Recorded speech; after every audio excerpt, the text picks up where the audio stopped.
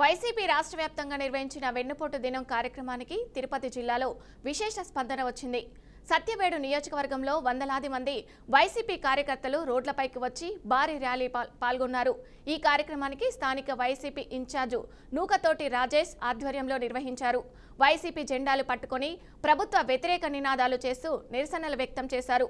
ఇక దీనికి సంబంధించిన మరింత సమాచారం తిరుపతి నుండి మా ప్రతినిధి గోపీనాథ్ అందిస్తారు. రాష్ట్ర వ్యాప్తంగా వైఎస్ఆర్సీపీ చేపట్టినటువంటి పెద్ద ఎత్తున ఇప్పటికే కూడా నమ్మిన ద్రోహం చేసినటువంటి నేపథ్యంలో ఇప్పటికే కూటమి ప్రభుత్వం పైన పెద్ద ఎత్తున ఆ పార్టీ అధ్యక్షుడు జగన్మోహన్ రెడ్డి గారు ఇప్పటికే కూడా ఒక కార్యక్రమానికి శ్రీకారం చుట్టడం జరిగింది. సత్యవేడు నియోజకవర్గంలో ఇప్పటికే కూడా నూకతోటి రాజేష్ గారు ఈ కార్యక్రమాన్ని నిర్వహిస్తున్నారు. సార్ చెప్పండి, ఇవాళ అంటే ఎన్నో అబద్ధాలు చెప్పి ఇవాళ ప్రభుత్వం అధికారులకు వచ్చింది, మీరు కూడా ఇవాళ మీ పార్టీ అధ్యక్షుడు ఇచ్చినటువంటి ఆదేశాల ప్రకారం ఇవాళ కార్యక్రమాలు నిర్వహిస్తున్నారు, ఎట్లా జరుగుతుంది? ఖచ్చితంగా మా అధినాయకుడు జగన్మోహన్ రెడ్డి గారు ఇచ్చిన పిలుపు మేరకు ప్రతి ఒక్కరికి కూడా నేను చెప్పాను. అందరూ కూడా ఖచ్చితంగా వస్తామని ఈరోజు ఇంత సక్సెస్గా దాదాపు 2000 మంది వచ్చారు. మీరు వచ్చినప్పటికి ఇప్పుడు లేరేమో కానీ అందరూ వెళ్ళారు ఎండకి. ఇంకొంతమంది ఇంకా వస్తున్నారు టిఫిన్లు చేసుకొని మధ్యలో. ఇది ఖచ్చితంగా గవర్నమెంట్ వైఫల్యంగా భావించి మా జగన్మోహన్ రెడ్డి గారు వెన్నుపోటు దినం అని పెట్టడం జరిగింది. దీన్ని ఈరోజు చాలా సక్సెస్ చేశారు మా వాళ్ళు. సార్, వెన్నుపోటు దినం ఇది చాలా హైలైట్. ఎందుకంటే కూటమి ప్రభుత్వం అధికారంలోకి వచ్చిన తర్వాత మీరు ఎన్నో రకాల కార్యక్రమాలు, మీ పార్టీ అధ్యక్షుడు కానీ మీరు కానీ ఎన్నో రకాల కార్యక్రమాలు జనాల్లోకి తీసుకెళ్ళి ప్రజా ఆదరణ పొందుతున్నారు, చాలా రకాల యాక్టివిటీస్ చేస్తున్నారు. ఈ వెన్నుపోటు దినాన్ని ఏ విధంగా మీరు అభివర్ణిస్తారు? సత్యవేడు నియోజకవర్గంలో గతంలో మీరు ఎన్నికల సందర్భంగా కూడా మేము కూడా రావడం జరిగింది, మీతో పాటు ప్రయాణం చేశాం. ఎలక్షన్ సందర్భంలో కూడా చాలా సమస్యలు ఉన్నాయి.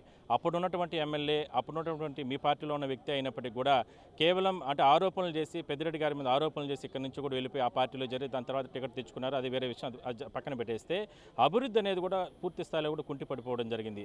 ఇప్పుడు కూటమి ప్రభుత్వం అధికారంలోకి వచ్చిన తర్వాత కూడా అభివృద్ధి అనేది చాలా ప్రాంతాల్లో ఎక్కడ కూడా ఇంకా కూడా కనపడడం లేదు. ఏదో రోడ్ల పైన మట్టి పూర్చారు, లేదంటే గొల్లేశారు, ఇదే నడుస్తుందే తప్ప ఏం చెప్తారు? ఇవాళ ఇలాంటి మీరు ఒక కార్యక్రమం చేపట్టారు, మీరు మీ పార్టీ అధ్యక్షుల సందర్భంగా సంవత్సరం అయింది కూటమి ప్రభుత్వం అధికారంలోకి వచ్చి, ఏం చెప్తారు ఇక్కడ ఉన్నటువంటి సమస్యలపై?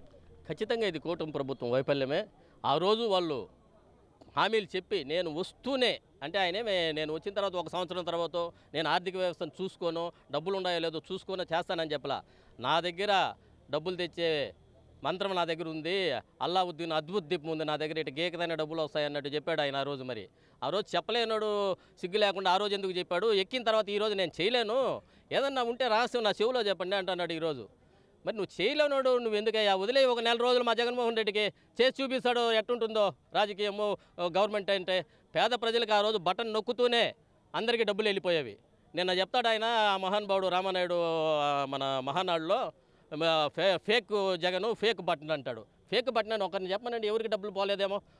బటన్ నొక్కతానే డబ్బులు అందరికీ వెళ్ళాయి. ఖచ్చితంగా ఇది వాళ్ళ వైఫల్యమే. అలాగే ఇక్కడ మీరు చెప్పినట్టు అంతకుముందు ఎమ్మెల్యే గారు కొన్ని ఆరోపణలు చేసి వెళ్ళిపోవడం జరిగింది. మరి ఈరోజు ఏం జరుగుతుందండి ఆడ? ఆ రోజు మా పెద్దిరెడ్డి గారు దగ్గరికి ఎవరన్నా వెళ్తే పని కోసము మీరు ఒక మాట మీ ఎమ్మెల్యేకి చెప్పేసి రండి అనేవాడు. వీళ్ళందరినీ అడగండి చెప్తాడు. ఎమ్మెల్యేకి తెలియకుండా నేను చేయలేను, మీరు చెప్పేసి రండి అనేవాడు పెద్దిరెడ్డి గారు. ఈ రోజు ఏం జరుగుతుంది? 4 అయినారో 5 మంది అయినారో ఎమ్మెల్యేలు తెలియటం లేదు, ఇక్కడ పాలిచ్చే వాళ్ళు ఎంతమందో కూడా తెలియటం లేదు. కాబట్టి మీరే ఆలోచించండి. ఆ రోజు గవర్నమెంట్ ఒక్క అభివృద్ధి జరగటం లేదు. 4 అయిపోయినారు, చీలికలు పేలికలు అయిపోయినారు ఇక్కడ. సరే, అది వాళ్ళ సొంత పార్టీది, అది వేరే అనుకుంటాం మనం. కానీ అభివృద్ధి ఏదండి? పోనీ వీళ్ళు తీసుకున్నారు, వీళ్ళు అభివృద్ధి చేస్తున్నారా? ఎక్కడో మీరు చెప్పినట్టు తట్ట మట్టి, తట్ట సిమెంట్ రోడ్డు, ఏదో ఒక ఇది తారేసి మేము వేసేసినాం రోడ్లు అంటారు. ఒకసారి చూడుకోండి, పాండూరు రోడ్డు కానీ ఈ టీపీ పాలెం రోడ్డు కానీ ఏమన్నా చేశారేమో. మేము ఉన్నప్పుడన్నా ఎంపీ గారు ల్యాండ్స్ దీంట్లో తీసుకొని 2.5 కోటి కదనా, 2.5 కోటి పెట్టి మేము ప్యాచ్లన్నా వేసాము. ఈరోజు అది కూడా లేదు, అతిగతి లేదే. ఇసుక మాఫియా జరుగుతూనే ఉంది, గ్రావెల్ మాఫియా జరుగుతూనే ఉంది. అది ఇంకా మీరు ఆలోచించుకుని ఎట్లా జరుగుతుందో. సార్, వెన్నుపోటు దినం సందర్భంగా వైఎస్ఆర్సీపీకి సంబంధించి పెద్ద ఎత్తున కార్యక్రమాలు చేస్తున్నారు. మరికొంతమందితో కూడా మనం మాట్లాడించే ప్రయత్నం. గతంలో చూసుకుంటే 2019 నుంచి 24 వరకు కులం తోళ్ళ, మతం తోళ్ళ, ప్రాంతం తోళ్ళ పార్టీ తోడలేదు. అన్ని సంక్షేమ కార్యక్రమాలు ప్రతి ఒక్కరికి దరిచేరాయి, ప్రతి కుటుంబం లబ్ధి ఉంది. కానీ ఈ సూపర్ 6 హామీలతో కూటమి ప్రభుత్వం మేము ఏదో చేస్తామని భ్రమలు కల్పించి ఓట్లు వేయించుకున్న తర్వాత సంవత్సరం అయింది. ఇంతవరకు ఒక్క పథకం అంటే కూడా ఏర్పాటు చేయకుండా పేద ప్రజల్ని, అమాయక ప్రజల్ని మోసం చేసి ఈరోజు రాష్ట్రంలో రెడ్ బుక్ రాజ్యాంగంలో ఎవరిని అరెస్ట్ చేద్దామా, ఎవరి మీద తప్పుడు కేసులు పెడదామా, ఎవరిని జైల్లో పెడదామా, ఎవరిని ఎఫ్ఐఆర్ కడదామా, ఈ పరిపాలన జరుగుతుందే కానీ అభివృద్ధి అనేది మూట గట్టి పైన పెట్టి అమరావతిని చేసుకుంటూ వీళ్ళ యొక్క స్వార్థ రాజకీయాలు చేసుకుంటూ అందరినీ భయభ్రాంతులు గురి చేస్తూ నిరుద్యోగుల్ని అందరినీ ఉద్యోగులు ఉన్నది నిరుద్యోగులుగా తయారు చేస్తూ సంఘమిత్రాలు పెరికేయడం, ఫీల్డ్ లిస్టులు పెరికేయడం, ఎవరైతే గట్టి లీడర్గా వైసీపీలో ఉంటారో వాళ్ళ మీద కేసులు కట్టడం, వాళ్ళంతా జైలు పంపడం, ఇది మంచి పద్ధతి కాదు. ఇప్పటికైనా కళ్ళు తెరిచి సంవత్సరం రోజుల్లో మనం ఏమి చేశాము ఒక్కసారి ఆలోచించి మనం చెప్పిన హామీలు 143 హామీలు చెప్పారు.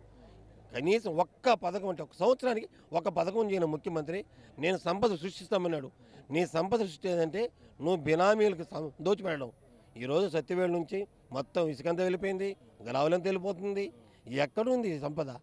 ఉండే సంపదని పక్క రాష్ట్రం తరలిపోతుంటే మీరు ఇక్కడ 5 మంది ఎమ్మెల్యేలు అయినారు. దీనికి ఎవరు దిక్కు లేకుండా పోయింది. నియోజకవర్గానికి ఏ గ్రామాన్ని పట్టించుకుని లేదు, ఏ ఒక్కరికి కొత్త పెన్షన్ లేదు, కొత్త ఇల్లు లేదు, ఏమి అంత బూటగా హామీలు. ఏదో రేకుల షెడ్లు, అది 20,000 రూపాయలు వేలు చేసేదని కార్యకర్తలకి గోకుల షెడ్లు 2,20,000 రూపాయలు ఇచ్చి వాళ్ళ కార్యకర్తలు నమోదిస్తున్నారు. కానీ వాళ్ళు ఎవరిని పట్టించుకోలేదు. ఏ గ్రామీణ ప్రాంతంలో ఏ అభివృద్ధి జరగలేదు. ఇప్పటికైనా కళ్ళు తెరవాలని ఈరోజు మా అధ్యక్షుడు జగన్మోహన్ రెడ్డి గారు వెన్నుపోటు దినంతో ఒక్క పిలుపు మేరకు వేలాదిగా చిన్న కాన్స్టిట్యున్సీ ఎస్సీ రిజర్వ్డ్ కాన్స్టిట్యున్సీ అయినా కూడా వేలాదిగా తరలి వచ్చి ఈరోజు తహసీల్దార్ గారు ఎవరైనా ఇవ్వనుంది ఇంకన్నా మేలుకొంటారని ఆశిస్తూ జై హింద్, జై జగన్.